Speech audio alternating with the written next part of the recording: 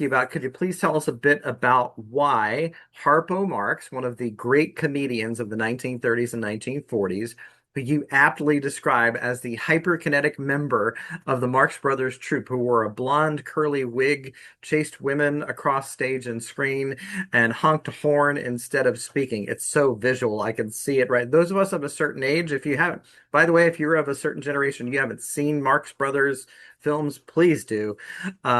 Why was this person, why was Harpo Marx present at a screening of the film Prelude to War in 1942 with President Franklin Delano Roosevelt and other leading people? What was he doing there? Okay.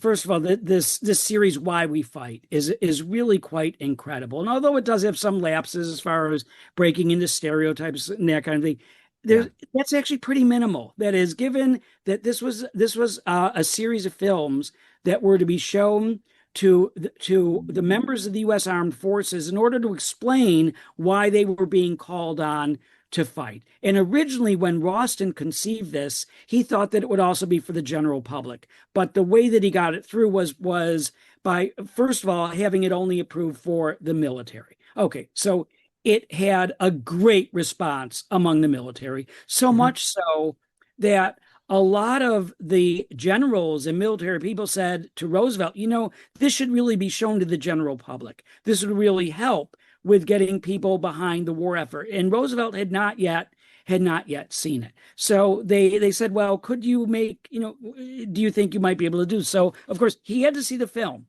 And in seeing the film, he brought three people with him. And one of them was one of his closest advisors, Harry Hopkins, really, really important figure, of course, crucial to Lend-Lease and all sorts of things Mhm. about the war. The second is someone who is not very well known now, but major figure in American culture. That is Alexander Walcott, who was a writer for the New Yorker and almost all the major papers, and a radio personality, sort of one of the great arbiters of culture, who was seen as a bridge to all sorts of different levels of culture. Again, really deserves more attention.